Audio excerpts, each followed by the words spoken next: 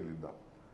ಒಬ್ಬ D G ಇದ್ದ ಇಲ್ಲಿ, ಅವನು ಮಾತಾಡ್ದ, ಹೇಳ್ತಾ ಇದ್ದಾರೆ ಡೆಲ್ಲಿಯಿಂದ ಇನ್ನೊಂದು ಫೋನಲ್ಲಿದ್ದಾನೆ, ನೀವು ಡೆಪ್ಟಿ ಸಿ ಎಮ್ ಆಗ್ತೀರಾ ಇಲ್ಲ ಜೈಲಿಗೆ ಹೋಗ್ತೀರಾ, ಎರಡರಲ್ಲೊಂದು ಆಯ್ಕೆ ಮಾಡಬೇಕು, ಅವ್ನು ವಾಪಸ್ ಕಳಿಸಿರೋ ಅಂತೇಳಿ. ಸೊ ನಾನು ನನ್ನ ತಮ್ಮ ಇದ್ದು ಏನು ಮಾಡ್ತೀರಿ, ಪಕ್ಷದ ನಿಷ್ಠೆ. ಭಾಳ ಚಿಕ್ಕ ವಯಸ್ಸಿನಲ್ಲೇ ರಾಜೀವ್ ಗಾಂಧಿಯವರು ನನ್ನನ್ನು ಒಂದು ಅಸೆಂಬ್ಲಿ ಟಿಕೆಟ್ ಕೊಟ್ಟಿದ್ದರು, ಮಂತ್ರಿ ಮಾಡಿದರು, ಬಂಗಾರಪ್ಪನವ್ರಿಗೆ ಸಹಕಾರ ಮಾಡಿದರು, ಇಲ್ಲಿವರೆಗೂ ಬೆಳ್ಕೊಂಡು ಬಂದಿದ್ದೀನಿ. ನಾನು prefer a jail than becoming a deputy chief minister ಅಂತ ಹೇಳಿ ಸೊ ಅವತ್ತು ಆಗ್ಬೋದಾಗಿತ್ತು. ಇನ್ನೇನೇನು ಆಗ್ತಿತ್ತೋ ರಾಜಕೀಯ ಗೊತ್ತಿಲ್ಲ. ನಾನು ನಮ್ಮದಂಥ ಪಕ್ಷದ ಕಾರ್ಯಕರ್ತರು, ಸಿದ್ಧಾಂತ, ಬೆಳೆದಂಥ ಹಾದಿ, ಇವೆಲ್ಲ ಕೂಡ ನೀವು ಹೇಳ್ದಂಗೆ ಜಾತ್ಯತೀತ ತತ್ವ, ಇವನ್ನೆಲ್ಲ ಕೂಡ ಇವತ್ತು ಮಾಡ್ಕೊಂಡು ಬಂತು. ನಾನು ಏನೋ ಒಂದು ಸಣ್ಣದಾಗೆ ಅಸೆಂಬ್ಲಿಯಲ್ಲಿ ಅಶೋಕಂಗೆ RSS ಬಗ್ಗೆ ನನಗೂ ಸ್ವಲ್ಪ ಕಲ್ತಿದ್ದೀನಪ್ಪ ಅನ್ನೋಕ್ಕೆ ಬೇಕಾದಷ್ಟು ಟೀಕೆಗಳು ಬೇಕಾದಷ್ಟೆಲ್ಲ ಬಂತು. ನಾನು ಕಲ್ತಿದ್ದೀನಿ, ಯಾವ ಪಾರ್ಟಿ ಏನೇನು ಎತ್ತ ಫಿಲಾಸಫಿ ಎಲ್ಲ ಕೂಡ ಕಲ್ತಿದ್ದೀನಿ. ಆದರೂ ನಾನೇನು ಬೇಜಾರು ಮಾಡ್ಕೊಂಡು, ನನಗೆ ಯಾರೂ ನೀನು ಕ್ಷಮಾಪಣೆ ಕೇಳು ಅಂತಲೂ ಕೇಳಲಿಲ್ಲ ನನಗೆ. ಆದರೂ ಕೂಡ ನಾನು ಬೇರೆಯವರು, ನನ್ನಿಂದ ನನಗೆ ಅನೇಕ ಕಾರ್ಯಕರ್ತರು ನಮ್ಮನ್ನು ನಂಬ್ಕೊಂಡಿದ್ದಾರೆ, ನಮ್ಮ ಮೇಲೆ ವಿಶ್ವಾಸ ಇಟ್ಕೊಂಡಿದ್ದಾರೆ. ಅವ್ರಿಗೆ ಯಾವುದು ಬೇಡ ಅಂಥೇಳಿ ನಾನು ಈ ಸಂದರ್ಭದಲ್ಲಿ ನಾನು ಮಾತಾಡೋಕ್ಕೆ ಹೋಗಲಿಲ್ಲ. ಬಟ್ ಒಂದು ನಾನು ಮತ್ತೆ ಈ ಸಂದರ್ಭದಲ್ಲಿ ಹೇಳ್ತಾ ಇದ್ದೀನಿ, ಈ ಪುಸ್ತಕ ಬರೆದಿದ್ದೀರಿ, ಪುಸ್ತಕ ತಿಳ್ಕೊಳ್ಳಿ, ಈ ಪುಸ್ತಕ ಭಾಳ ಜನಕ್ಕೆ ಹೋಗಲಿ. ಇನ್ನೊಂದು, ನಾನು ಕೂಡ ಒಂದು ಪುಸ್ತಕನ ನವಂಬರ್ 6ನೇ ತಾರೀಕು ನೀರಿನ ಹೆಜ್ಜೆ ಅಂಥೇಳಿ ಒಂದು ಪುಸ್ತಕನ ನಾನೇ ಅದಕ್ಕೆ ನನ್ನ ಸ್ನೇಹಿತ ಅಮಿತ್ ಪಾಳ್ಯನ್ ಕೈಯಲ್ಲಿ ಅವನ ಸಹಕಾರದಿಂದ ನಾನು ಅದನ್ನು ಬರೆದು ತಯಾರು ಮಾಡಿ ಇಟ್ಟಿದ್ದೇನೆ. ಗೌರವಾನ್ವಿತ ಮುಖ್ಯಮಂತ್ರಿಗಳು ಮತ್ತು ಕೆಲವು ನೀರಾವರಿ ಸಚಿವರಿಗೂ ಬ್ಯಾಂಕೆಟ್ ಹಾಲಲ್ಲಿ ನವಂಬರ್ 6ನೇ ತಾರೀಕು ಅದನ್ನು ಬಿಡುಗಡೆ ಮಾಡ್ತಾಯಿದ್ದಾರೆ. ಅದಾದಮೇಲೆ ಇನ್ನೊಂದು ಪುಸ್ತಕನ ಗಾಂಧಿ ಭಾರತ ಅಂತ ಒಂದು ಪುಸ್ತಕನ 100 ವರ್ಷದಿಂದ ಗಾಂಧಿ, ಅದಾದಮೇಲೆ ಮೊನ್ನೆ ನಾವು ಮಾಡಿದಂಥ ಅನೇಕ ಕಾರ್ಯಕ್ರಮ ಗಮನಿಟ್ಕೊಂಡು ಇನ್ನೊಂದು ಪುಸ್ತಕನ ನಾನು ಸಿದ್ಧ ಮಾಡಿ ಇಟ್ಟಿದ್ದೇನೆ. ಅದನ್ನು ಮಲ್ಲಿಕಾರ್ಜುನ್ ಕಾಂಗ್ರೆಸ್ ಅಧ್ಯಕ್ಷರ ಕೈಯಲ್ಲಿ ಅದನ್ನು ಬಿಡುಗಡೆ ಮಾಡಿಸ್ಬೇಕು ಅಂತ ಅವ್ರ ಡೇಟ್ ತೆಗೆದುಕೊಳ್ಳಿ ಕೂಡ ನಾನು ಸಿದ್ಧ ಮಾಡಿಕೊಂಡಿದ್ದೇನೆ. ಸೊ ಹಂಗೆ ನನಗೆ, ಏಕೆಂದರೆ ಇತಿಹಾಸ ಪುಟಕ್ಕೆ ಕೆಲವು ವಿಚಾರಗಳನ್ನು ಹೋಗಬೇಕಾಗ್ತದೆ, ಜನರಿಗೆ ನಾವು ತಿಳಿಸ್ಬೇಕಾಗ್ತದೆ. ಇಂಥ ಅನೇಕ ಘಟನೆಗಳು ಕೂಡ, ಇನ್ನೂ ಬೇಕಾದಷ್ಟು ಘಟನೆಗಳಿದೆ, ಇಲ್ಲಿ ನಾನು ಹೇಳಕ್ಕೆ ಹೋಗೋದಿಲ್ಲ, ನಾನು ಚರ್ಚೆ ಮಾಡೋಕ್ಕೆ ಹೋಗೋದಿಲ್ಲ. ಒಂದು ಏನಪ್ಪ ಅಂತಂದರೆ, ಇಲ್ಲಿ ಯಾವುದೋ ಒಂದು ಸಂದರ್ಭದಲ್ಲಿ ನಾನು ಸಂಸ್ಕೃತದ ಬಗ್ಗೆ ಬರೆದಿದ್ದಾರೆ. ನಾನು ಸಂಸ್ಕೃತ ಏನಂತ ಸ್ಟೂಡೆಂಟು ಅಲ್ಲ, ಏನಿಲ್ಲ. ಒಂದಿನ ದೇವೇಗೌಡರು ಚೀಫ್ ಮಿನಿಸ್ಟರ್ ಇದ್ದರು, ನಮ್ಮ ಬಾಲಗಂಗಾಧರ ಸ್ವಾಮೀಜಿಯವರು 50ನೇ ವರ್ಷದ ಹುಟ್ಟಿದ ಹಬ್ಬ. ಅದಕ್ಕೆ ಇವರು ಸತ್ಯಸಾಯಿ ಬಾಬಾ ಅವರು ಈ ಗೆಸ್ಟ್ ಆಗಿ ಬಂದಿದ್ದರು. ವೇದಿಕೆ ಮೇಲೆ ಸುಮಾರು ಒಂದು 100 ಜನ ಸ್ವಾಮಿಗಳಿದ್ದರು. ಕುಂಬಳಗುಡ್ತ ಒಂದು ಫಂಕ್ಷನ್ ನಡೀತು. ನಾನು ನನ್ನ ಪ್ರೈವೇಟ್ ಸೆಕ್ರೆಟರಿ ಆಗಿದ್ದಂಥ ವಿಶ್ವನಾಥ್ ರೆಡ್ಡಿಯವರು, ಆಗ ನಾನು ಬರೀ MLA ಇದ್ದೆ, ಅವರು ಜೊತೆ ಬಂದು ನಾವಿಬ್ಬರು ಹೋಗಿದ್ದು ಅಲ್ಲಿಗೆ ನೋಡೋಣ ಅಂತೇಳಿ.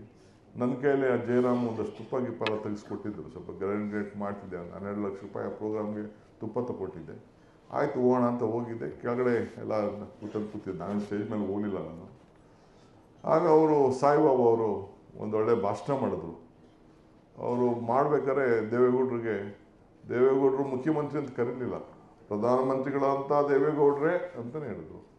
ತಿರ್ಗಿ ಇನ್ನೊಂದು ಸತಿನೂ ಪ್ರಧಾನಮಂತ್ರಿಗಳಂತ ಎಲ್ಲ ಜನ ಓ ಅಂದರು. ಇನ್ನೊಂದು ಸತಿನೂ ಪ್ರಧಾನಮಂತ್ರಿಗಳಂತ ಅಂದರೆ ಅವರಲ್ಲಿ ದಿವ್ಯ ದೃಷ್ಟಿ ಹೆಂಗಿತ್ತು ಅಂತೇಳಿ. ಸೊ ಅದಾದಮೇಲೆ ಕೊನೆಗೆ ಅಲ್ಲಿ ಅವರೊಂದು 8 ಶ್ಲೋಕ ಹೇಳಿದ್ರು, ಭಗವದ್ಗೀತೆ ಶ್ಲೋಕ ಹೇಳ್ಬಿಟ್ಟು ಅದಕ್ಕೆ ಉತ್ತರ ಹೇಳಿದ್ರು.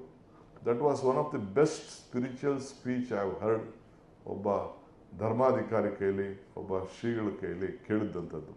ಸೊ ಅವತ್ತೇ ನಾನು ಸ್ವಾಮಿಗಳಿಗೆ, ನಮ್ಮ ಸ್ನೇಹಿತರಿಗೆ ಹೇಳ್ಬಿಟ್ಟು, ನನಗೊಂದು ಟೀಚರ್ ಬೇಕಲ್ರಿ, ನಾನು ಸ್ವಲ್ಪ ಕಲ್ತ್ಕೊಳ್ಬೇಕು ಅಂತ ಹೇಳಿದೆ. ಅವರು ನಮ್ಮ ವಿಶ್ವನಾಥ್ ರೆಡ್ಡಿಯವರು ಒಬ್ಬ ಟೀಚರ್ನ ಹುಡುಕೊಂಡು ಬಂದು ಕರ್ಕೊಂಡು, ಸೊ ಒಂದು 2-3 ವರ್ಷ ಕಲಿತೆ. ಆ ಕಲ್ತಾದ್ಮೇಲೆ 1 ಅವರ್ ಟೈಮ್ ಸ್ಪೆಂಡ್ ಮಾಡಿ ಸ್ವಲ್ಪ ಕಲಿತೆ. ಅನೇಕ ಶ್ಲೋಕಗಳು, ಸಂಸ್ಕೃತ ಶ್ಲೋಕಗಳೆಲ್ಲ ಕೆಲವು ಕಲಿತೆ. ಅದನ್ನು ಈ ಹುಡುಗ ಇದನ್ನು ಲಾಸ್ಟು ಉಡುಪಿಯಲ್ಲಿ ಬರೆದಿದ್ದಾರೆ. ಮೊನ್ನೆ ಏನು ಅದು ಕಲ್ತಿದ್ದು ನಾನು 25 ವರ್ಷ ಮೇಲೆ 30 ವರ್ಷ ಹತ್ರ ಆಗೋಗಿದೆ. ಅದನ್ನು ಈ ಹುಡುಗ ಅದು ಎಲ್ಲಿ ಹುಡುಕುತ್ತೋ ಗೊತ್ತಿಲ್ಲ, ಇಲ್ಲ ಟಿ ವಿಯಿಂದ ಏನಾದ್ರು ಇದನ್ನು ಮಾಡಿದ್ನೋ ಅಂತ ಗೊತ್ತಿಲ್ಲ ನನಗೆ. ಇಲ್ಲಿ ಲಾಸ್ಟಲ್ಲಿ ಇದನ್ನು ಬರೆದಿದ್ದಾನೆ. ಇಲ್ಲಿ ಮೊನ್ನೆ ನಾನು ಮಠಕ್ಕೆ ಹೋದಾಗ, ಉಡುಪಿಗೆ ಶ್ರೀಕೃಷ್ಣ ಮಠಕ್ಕೆ ಹೋದಾಗ, ಅಲ್ಲಿ ವಿಶ್ವರೂಪ ದರ್ಶನ ಇತ್ತು ಕೃಷ್ಣನ್. ಯಾವತ್ತೂ ವಿಶ್ವರೂಪ ದರ್ಶನ ಕೃಷ್ಣನಿಲ್ಲ, ಸಣ್ಣ ವಿಗ್ರಹ ಇದೆ ಅಷ್ಟೇ. ಅವತ್ತು ದರ್ಶನ ಮಾಡಿದ್ರು.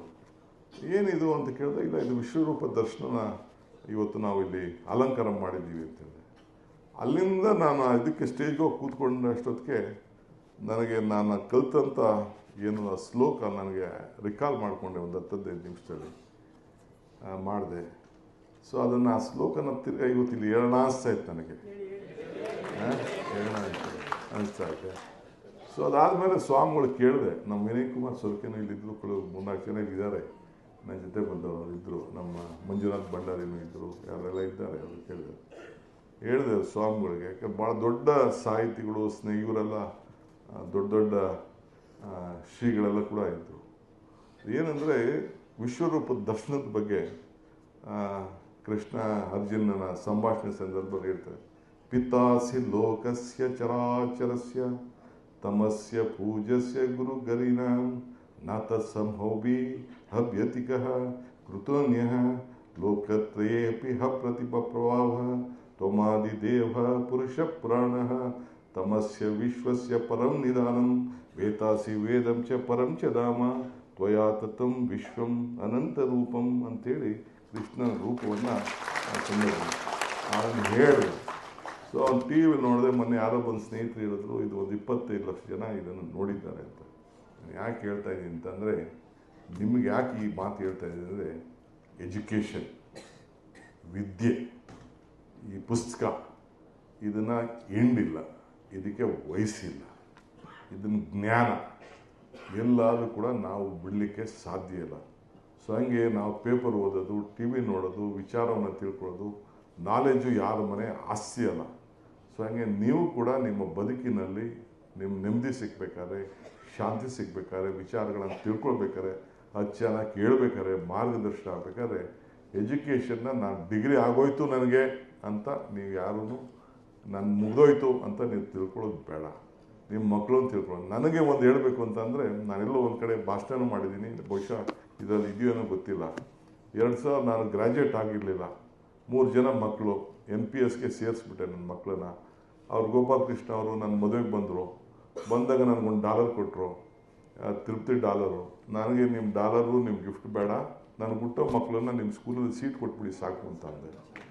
ಸೊ 3 ಜನ ಮಕ್ಕಳುಗಳು ಪಾಪ ಅವ್ರು ಕೊಟ್ಟರು ಸೀಟು. ನೀನು ಒಬ್ಬ ಕಣೆಯ ನನ್ನ ಶಿಷ್ಯ ಸ್ಕೂಲ್ ಮಾಡೋಕ್ಕಾಗ್ತದೆ ಅಂತೇಳಿ ನನ್ನ ಕೈಲೇ ಸ್ಕೂಲ್ ಮಾಡಿಸಿ ಅವರೇ ಎಲ್ಲ ಮಾಡಿ, ಈಗ ನ್ಯಾಷನಲ್ ವ್ಯಾಲ್ಯೂ ಏನು 2 ಸ್ಕೂಲ್ ಇದೆ, ಆ ಸ್ಕೂಲ್ಗೆ ಅವರೇ ಮೆಂಟ್ರಾಗಿ ಅವ್ರದ್ದೇ ಹೆಸರೆಲ್ಲ ಕೊಟ್ಟು ಮಾಡಿ ಇವತ್ತು ಆ ಇನ್ಸ್ಟಿಟ್ಯೂಷನ್ ಎಲ್ಲ ನಡೆಸ್ತಾ ಇದ್ದಾರೆ. ಸೊ ಹಂಗೆ ನನ್ನ ಮಕ್ಕಳು, ಅಪ್ಪ ನನ್ನ ಓದು ಅಂತೇಳಿ ಪಾಪ ಇವತ್ತೇನಾದ್ರು ನನ್ನ ಮಕ್ಕಳು ಆ ಮಟ್ಟಕ್ಕೆ ಬಂದಿದ್ದಾರೆ ಅಂತ ಇಸ್ ಮೈ ವೈಫ್ಸ್ ಕಾಂಟ್ರಿಬ್ಯೂಷನ್. ಅಷ್ಟರಲ್ಲಿ ನಾನು I could not give time. It is my wife effort. 3 ಜನ ಕೂಡ ಒಳ್ಳೆ ವಿದ್ಯಾಭ್ಯಾಸ ಮಾಡ್ಕೊಂಡು ಹೋಗ್ತಾ ಇದ್ದಾರೆ. ದಟ್ ಆಸ್ ಅದೊಂದು ದೊಡ್ಡ ಸ್ಯಾಟಿಸ್ಫ್ಯಾಕ್ಷನ್ ಇದೆ ಲೈಫು. ಅವ್ರು ನನಗೆ ಓದು ಅಂತ ಕೇಳ್ತಾ ಇದ್ದಾರೆ, ನೀನು ಯಾಕೆ ಓದಲಿಲ್ಲ ಅಂತ ಕೇಳ್ತಾರೆ ಅಂತೇಳಿ. ಅಟ್ ದಿ ಏಜ್ ಆಫ್ 47 ತಿರ್ಗಾ ನಾನು ಗ್ರ್ಯಾಜುಯೇಟ್ ಆಗಬೇಕು ಅಂತೇಳಿ ಮೈಸೂರು ಓಪನ್ ಯೂನಿವರ್ಸಿಟಿಲಿ ನಾನು MA ಪೊಲಿಟಿಕಲ್ ಸೈನ್ಸ್ ಬರೆದ್ಬಿಟ್ಟು ನಾನು ಗ್ರ್ಯಾಜುಯೇಟ್ ಆದೆ. ನಾನು ಬಂಗಾರಪ್ಪನವ್ರ ಸಂಪುಟದಲ್ಲಿ ಮಂತ್ರಿ ಆಗಿರ್ಬೋದು, ಅಷ್ಟೊತ್ತಿಗೆ ಕೃಷ್ಣ ಸಂಪುಟದಲ್ಲಿ ಒಳ್ಳೆ ಮಿನಿಸ್ಟರ್ ಆಗಿರ್ಬೋದು, ಎಲ್ಲಾದ ಕಡೆ ಅವತ್ತು ಗ್ರ್ಯಾಜುಯೇಟ್ ಆದಾಗ ಆದಂಥ ಸಂತೋಷ ಇನ್ನೊಂದು ಯಾವತ್ತೂ ಕೂಡ ಆಗ್ಬೋದು. That was one of my ಮಿನಿಸ್ಟ್ರಿಕ್ಕಿಂತ ನನ್ನ graduation was my life time desire. ಅದಕ್ಕೆ ನಾನು ಇವತ್ತು ನನ್ನ ಆಫೀಸಲ್ಲಿ ನಾನು ಗ್ರ್ಯಾಜುಯೇಷನ್ ಸರ್ಟಿಫಿಕೇಟ್ ಇವತ್ತು ಹಾಕ್ಕೊಂಡಿದ್ದೀನಿ. ಹಂಗೆ ಎಜುಕೇಷನ್ ಈಸ್ ಮೈ ಇಂಪಾರ್ಟೆಂಟ್. ಎಜುಕೇಷನ್ಗೆ ಅಲ್ಟಿಮೇಟ್ಲಿ ಇಟ್ ಈಸ್ ದಿಸ್ ಪುಸ್ತಕ. ಯಾವುದೇ ಪುಸ್ತಕ ಆಗಿರಲಿ, ಯಾವುದೇ ಪೇಪರ್ ಆಗಲಿ, ಭಾಳ ಶ್ರಮಪಟ್ಟು ಬರೀತಾರೆ, ಒಂದು ತಪ್ಪು ಕೂಡ ಮಾಡೋಕ್ಕಾಗಲ್ಲ. ಸೊ ಪ್ರತಿಯೊಬ್ಬರ ಬದುಕಿನಲ್ಲೂ ಬೇಕಾದಷ್ಟು ಬದಲಾವಣೆ, ಒಂದೊಂದು ಸಣ್ಣ ಶ್ಲೋಕದಲ್ಲಿರ್ಬೋದು, ಒಂದೊಂದು ಸಣ್ಣದ ವಚನದಲ್ಲಿರ್ಬೋದು ಕೂಡ ಬೇಕಾದಷ್ಟು ಅವರ ಮನಸ್ಸನ್ನು ಬದಲಾವಣೆ ಮಾಡೋಂಥ ವಿಚಾರ ನಮ್ಮ ಸಾಹಿತಿಗಳೆಲ್ಲ ಮಾಡಿದ್ದಾರೆ. ಅದಕ್ಕೆ ಇವತ್ತು ಆ ಹುಡುಗ ಯಾವ ರಾಜಕಾರಣಿ ಕರೆದೇ ಸಾಹಿತಿಗಳನ್ನೇ ಕರೆದು ಈ ಪ್ರೋಗ್ರಾಮ್ ಮಾಡ್ತಾಯಿದ್ದೀನಿ ಅಂತ ಹೇಳಿದಾಗ, ಎಸ್ ಇದು ಕಾರ್ಯಕ್ರಮಕ್ಕೆ ನಾನು ಬರಲೇಬೇಕು ಅಂತೇಳಿ ಬಂದು ಭಾಳ ಸಂತೋಷದಿಂದ ಬಂದು ಈ ಕಾರ್ಯಕ್ರಮದಲ್ಲಿ ನಾನು ಪಾಲ್ಗೊಂಡಿದ್ದೇನೆ, ದೀಪ ಹಚ್ಚಿದ್ದೇನೆ. ಆ ಹುಡುಗ ಹೇಳ್ತಿದ್ದ ಶ್ಲೋಕದ ಬಗ್ಗೆ, ಶುಭಂ ಕರೋತಿ, ಇನ್ನೂ ಉಳಿತಾ ಇತ್ತು ನೋಡಿ, ಶುಭಂ ಕರೋತಿ ಕಲ್ಯಾಣಂ ಆರೋಗ್ಯಂ ಧನ ಸಂಪದಂ ಜ್ಞಾನಶಕ್ತಿ ಸ್ವರೂಪಸ್ಥ ದೀಪ ಜ್ಯೋತಿ ಪ್ರಕಾಶಿತಂ. ತಮ್ಮೆಲ್ಲರೂ ಕೂಡ ಮಂಗಳವಾಗಲಿ.